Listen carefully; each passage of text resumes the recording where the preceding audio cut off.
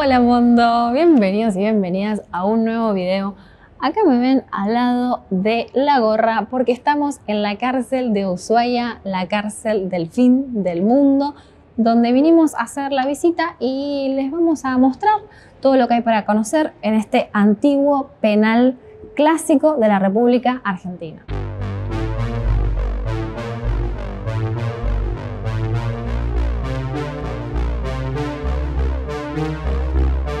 Acá pueden ver la forma de la cárcel. Tenía este hall central y luego los 5 pabellones para que fuera más fácil la vigilancia, ¿no? Había como vigilancia en las puntas y en el medio. Y estas son todas las pequeñas celdas, en un principio individuales.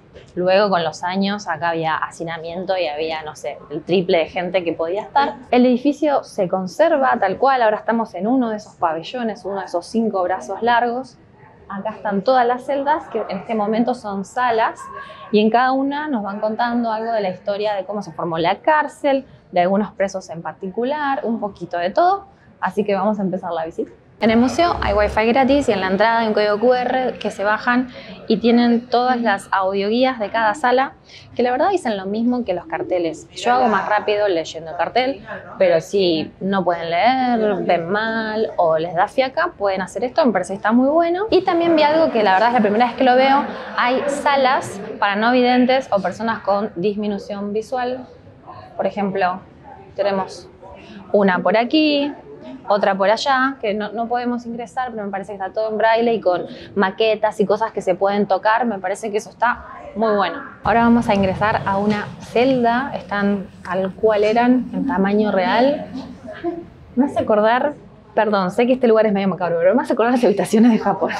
medio que tirando mano a mano ahí. Este es el largo, o sea, 2 metros como muchísimo. Y bueno, como ven, es como bastante impresionante porque está recreado tal cual era. Tenían espacio para una cama, un escritorio pequeño, una ventana muy chiquitita que en ese momento no tendría vidrio, porque imagínense. Así que un frío acá adentro. Y este que tenemos acá es un femicida, que lo habían condenado a prisión perpetua y trabajos muy duros. Mira, hasta la foto real acá. ¡Ay, qué impresión! En Ushuaia no venían solamente los criminales, estos que hacían estos crímenes horrorosos, sino también que hubo muchos presos políticos. En este caso acá está recreado la casita donde estaba Ricardo Rojas. Él no estuvo en esta prisión, pero sí fue preso político acá en Ushuaia, en una pequeña casita que le permitieron alquilar. Para ponerlos en contexto, en 1930 fue el primer golpe militar en la República Argentina y él era el rector de la Universidad de Buenos Aires y bueno, un abogado y escritor muy reconocido, y por supuesto él se opuso a la dictadura y por eso lo quisieron meter como preso político. Le dieron la opción de irse del país como exiliado, pero él prefirió venir acá a exiliarse de alguna manera a Ushuaia porque no quería irse de su país. Si son de Argentina y no les suena la historia de Rojas, quizás les suene El Santo de la Espada, lo escribió él, o si no, si son de Buenos Aires, el Centro Cultural Rojas también es por él. En esta sala aprendemos un poco de cómo llegaban los reclusos acá a la isla. Básicamente se hacía una selección en las cárceles del país de gente que hubiera cometido crímenes terribles, con mucha repercusión social, pero que también estuvieran en buen estado de salud, que tuvieran una relativa buena conducta y fuerza para trabajar, porque ese era uno de los motivos principales por los que venían acá. Ahora vamos a hablar más sobre eso. Lo que les quiero comentar ahora es las condiciones en las que viajaban. La mayoría venían de Buenos Aires en un barco. En aquel momento, imagínense un mes arriba de un barco en condiciones infrahumanas. Acá nos muestran cómo antes de subirlos al barco les ponía un herrero, les ponía unos grilletes. Y acá tenemos una réplica, fíjense, con un caño en el medio que les permitía dar pasos muy cortos y les lastimaba la piel. Acá, por ejemplo, hay crónicas de algunos periodistas que hicieron el viaje con los presos y ellos son los que dieron el relato realmente de las condiciones en las que se viajaba. Acá, por ejemplo, cuentan que todo el polvillo del carbón del barco se filtraba permanentemente, entonces estaban con toda la cara llena de polvillo, que escupían negro, tosían negro. Acá el periodista dice: fantasmas, espectros, no sé lo que vi. Salí de esa cámara de tortura con el alma dolida. No sé si los directores del penal y los jueces sabrán lo que es este bárbaro suplicio. Y esto de acá es bastante impresionante porque muchos presos no querían venir acá porque ya sabían la que se venía. Entonces cuando se enteraban de la noticia, muchos se negaban de todas formas a venir, pero no tenían manera de escapar. Entonces a veces lo que hacían era tirarse del barco. Muchos incluso se ahogaron por el peso mismo del grillete, se iban al fondo del río. Y esto que está acá justamente es un gancho de arrastre para rescatar los cuerpos del río. Charlemos un poco de la historia de esta cárcel, su importancia y cómo está tan ligada a la historia de Ushuaia. Ubiquémonos en la década de 1880, cuando Argentina está empezando a organizarse como una nación-estado independiente hecha y derecha, y es por esa época también que se están definiendo cuáles son los límites reales de todo el país. Es muy famosa la campaña de Roca, la campaña del desierto, que mandó a matar a todos los habitantes originarios para hacerse de las tierras de la Patagonia para el país, porque en su momento el Virreinato Río de la Plata llegaba hasta Buenos Aires y poco más. Bueno, resulta que ahí, en la década de 1880, terminamos de definir más o menos las fronteras con Chile y esta isla de Tierra del Fuego estaba bastante deshabitada. Había muy poca gente, incluso muchos de los que estaban eran europeos. Entonces Roca dijo, no, tenemos que mandar argentinos para allá para que haya una población nacional y poder reclamar la soberanía. Y viendo un poco que en Europa se hacía esto, ¿no? Inglaterra mandaba presos para Australia, Francia también, para otras colonias que tenían por ahí, tomaron la idea de ahí y empezaron a mandar acá los presos. Y de paso, ya que vamos a mandar presos a esta isla, los usamos para trabajar y que empiezan a construir el poblado.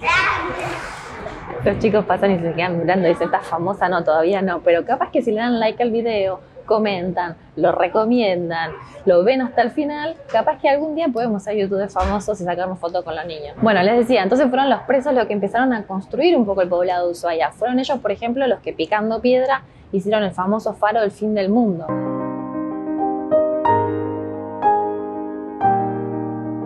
Y los condenados en Ushuaia no solamente picaban piedra, sino que también talaban madera.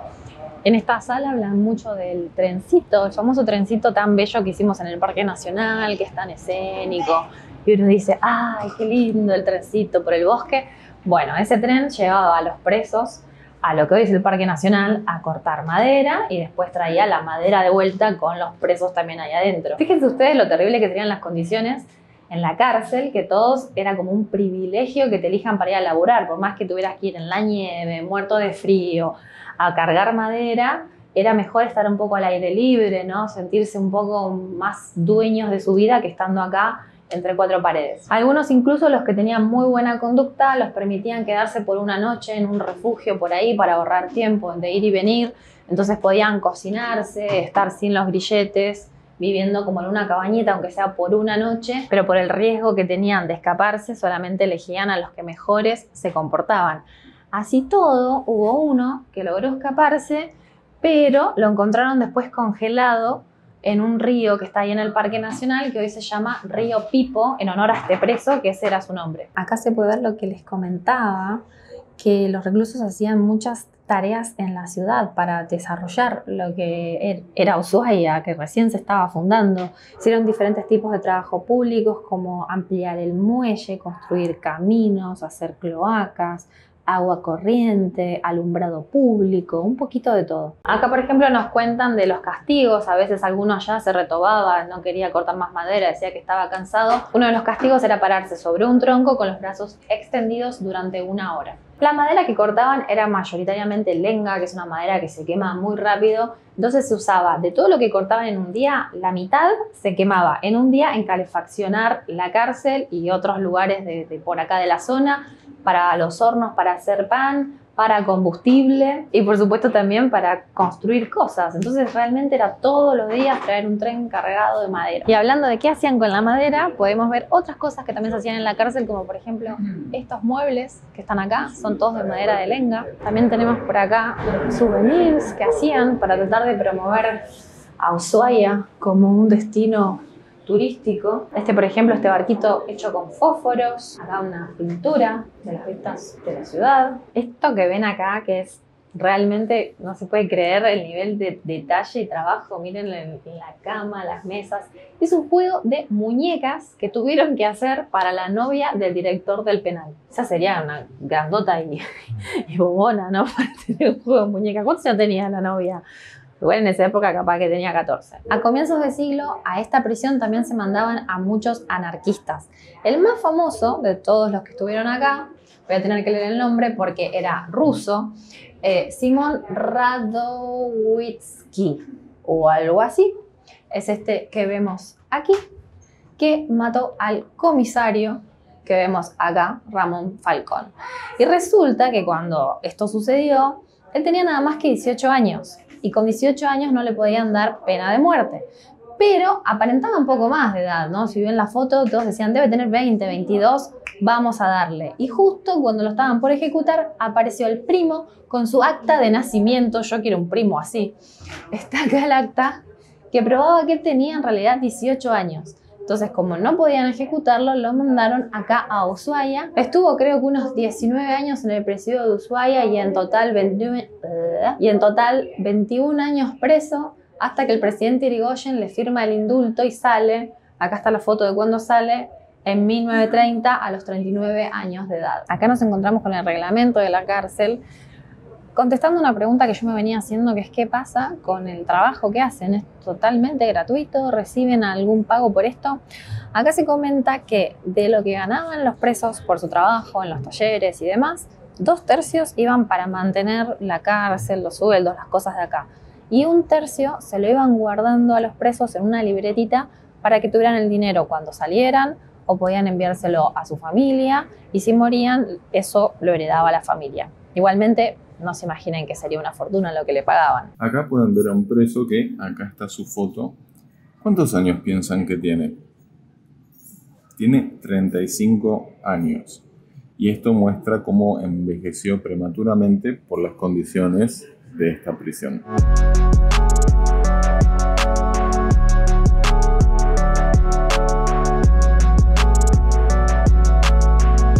Acá llegamos a la celda que tiene la reproducción de uno de los asesinos más famosos de la historia argentina y por supuesto también de este penal.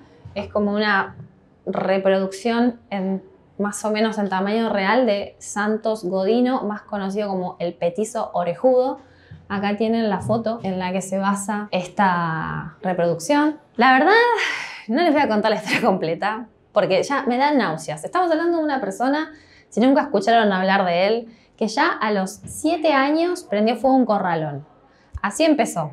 A los 8 años intentó matar a un niño y también a otro bebé, le quemó los ojos con cigarrillos.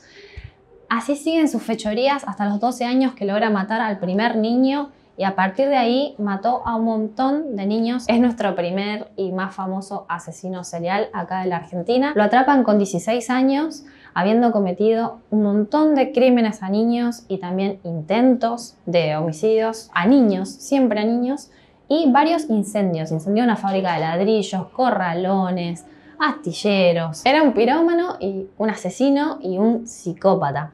Era analfabeto porque en la escuela, obviamente, imagínense, nunca se pudo adaptar. Era una persona, por supuesto, que no estaba en sus cabales. Intentaron, en un principio, cuando lo atraparon, mandarlo a una institución psiquiátrica. Por supuesto que ahí intentó matar gente también. Y ahí es donde deciden mandarlo a Ushuaia en 1915. Ahí estoy mirando el cartel. Bueno, les decía, en 1915 llega al penal, estuvo acá muchos años. En el 27 ya no sabían qué hacer con este ser tan desagradable y en una revisación médica se les ocurrió la loca idea de que quizás su maldad estaba en sus orejas. Como ven, tiene unas orejas, bueno, por algo le dicen el petizo orejudo, ¿no? Entonces le hicieron como una intervención en la que le pegaron, ¿no?, las orejas hacia atrás para ver si con eso se curaba. Me mata la inocencia de esta gente. Obviamente, no solamente eso no lo reformó, sino que además se le volvieron a despegar. Ojo, capaz que sí, está para hacer una película de terror, ¿no? Como que Le pones así, es modo bueno y hace clic y hace modo bueno. Y bueno, si se preguntan cómo terminó este ser horroroso, terminó muerto en esta cárcel de manos de sus propios compañeros. Lo mataron a golpes. En esta sala hablan sobre el tema de los escapes. Se estaban preguntando, ¿hay alguien que se pudo escapar de esta prisión? La verdad que era muy difícil, las paredes son súper gruesas, no se puede hacer túneles o romper las paredes. Entonces, la única chance que tenían de escaparse era si lograban una complicidad interna con los guardias, capaz si tenían algo de dinero, o cuando hacían las escapadas a cortar madera. La mayoría de los escapes se daban cuando salían ahí al bosque a cortar, pero ¿qué hacían? Trataban de cruzar la frontera a Chile, pero los carabineros de Chile los devolvían. O si no, pasaba que se escapaban y se quedaban unos días dando vuelta ahí por el bosque y después ya cuando no podían más de frío volvían a entregarse acá a la prisión. El histórico que se pudo escapar es este de acá, que fue con ayuda de los de la prisión que le dieron un uniforme de carcelero, que pudo salir, lo estaban esperando con un velero. Parece que tiene unos contactos medio piratas o algo así, tenía una billulla y se logró escapar este señor, que era Simón Radowitzki, conocido como el último pirata del Beagle. Se preguntarán cuál es el fin de esta cárcel, hasta cuándo se dio este edificio y por qué ahora es un museo. Si recapitulamos un poquito la historia, en 1884 empiezan a traer los presos, se funda Ushuaia, van trayendo primero los criminales más malosos de todo el país, después en la década del 30, década infame, se empieza a llenar de presos políticos, anarquistas, y ahí comienza la sobrepoblación. El abuso, o sea, digamos, no es que los que estaban antes estaban bien tampoco, hacían trabajos prácticamente forzados, las condiciones se están viendo que no eran para nada buenas, pero en la década del 30 realmente esto se lleva a otro nivel, ya los castigos, las torturas, se sale todo de control. Es recién en 1947, piensen que es después de que terminó la Segunda Guerra Mundial y se empieza a hablar de derechos humanos, que el presidente de Argentina en ese momento, Juan Domingo Perón, decide cerrar esta cárcel por los tratos inhumanos, y ahí es también cuando se elimina el uso de grilletes, el uso del traje a rayas, todo en pos de tener un trato un poco más digno en las prisiones del país. Y así es como en 1947 se cierra esta cárcel y pasa a ser de la Armada. Por eso van a ver, por ejemplo, en este segundo piso que estamos, es como un museo de la Antártida, y hablan un poco de todo el tema de la Antártida Argentina, la exploración, el turismo y demás. Y algunos de los otros pabellones también hay un museo marítimo, te cuentan un poquito de temas que no tienen que ver con la cárcel. Así que vénganse con tiempo porque la verdad que son 5 salas, 2 pisos y hay bastante para ver. Llegamos a la parte central que les comentaba, de donde salen todos estos brazos. Aquí está el pabellón número 4 que es el que acabamos de recorrer. El número 2 que es una galería de arte. Por allá está el 3 que me parece que venden recuerditos. Pero este es el que me interesa, el número 1, que es por el que no dejé la campera en el locker. Porque aparentemente este es el que más recrea realmente cómo era el pabellón de la cárcel. No está calefaccionado, a diferencia del resto del museo, tal cual se vivía en esa época. Así que con un poquito de miedito voy a abrir esta puerta, a ver si me acompañan. Ya les digo, se ve súper sombrío. Ay, ya se siente el fresquete. Realmente hace, miren, no sé si se ve, pero realmente hace mucho frío. Me voy a poner la campera. Acá se mantienen, ya ven las paredes despintadas, el clima sombrío, se siente la humedad, el olor a humedad, a paredes viejas. Entrar acá cambia mucho, porque el primer pabellón es como que está todo pintadito, iluminado, más recreado como un museo, y acá realmente sentís que estás en una prisión. Acá veo, no sé por si les interesa, que se hacen recorridos nocturnos. Voy a poner la campera, pues no puedo más. Si les interesa, busquen la data. La verdad que hicieron súper bien en dejar esto así, sin calefaccionar, sin pintar y también sin iluminar, porque eso te da una noción. Ahora estamos en pleno mediodía, afuera hay mucha claridad y acá realmente está súper sombrío. A pesar de que está esa ventanita ahí, la claridad que entra es mínima. Me imagino ya en unas horas, en la tarde, ya debe estar completamente oscuro acá. Otra cosa que estaba pensando acá mientras me estoy muriendo de frío, estoy pensando en ponerme el gorro, es en la ropa, ¿no? Porque yo ahora tengo 3 capas más la campera y tengo más abrigo en la mochila. Y estamos nada más en otoño y los presos tenían ese famoso traje a rayas que si bien era de una tela bastante gruesita, como de frisa o algo así, igualmente con eso solo te deberías morir de frío acá adentro, de verdad, ¿eh? Estamos acá, esto claramente eran los baños y de solamente pensar en darme una ducha acá con este frío, ya me estoy congelando. Habíamos leído en otra parte del museo que sí tenían agua caliente porque imagínense que los usaban para trabajar, entonces como que había abusos, pero también un poquito los tenían que cuidar porque si no se les iban a enfermar todos. Fíjense acá las duchas, los caños, que están los chorros de agua y obviamente todo sin puertas. Y en esta parte que es como el límite del pabellón, que es redondeadito, acá podemos ver cómo están todas las letrinas, no sé si ven los agujeros en el suelo, y eran todas sin puertas para poder estar permanentemente vigilados. No me quería olvidar de mencionarles que también vinieron algunas mujeres presas a esta prisión porque la idea era formar también una colonia, poblar un poco Ushuaia, ¿no? Entonces vinieron muy poquitas, igual unas 6 presas que se casaron con otros presos, hubo otras que se casaron con gente de acá y a muchos de los presos les permitieron que vinieran también sus mujeres y sus familias que vivían en unas chocitas afuera de la cárcel. Y desde acá, la verdad, la parte más escalofriante del museo, nos vamos a ir despidiendo. La verdad que muchas gracias por llegar hasta acá. Si les gustó el video, no se olviden de dar like, compartir, dejar un comentario y nos vemos en el próximo video.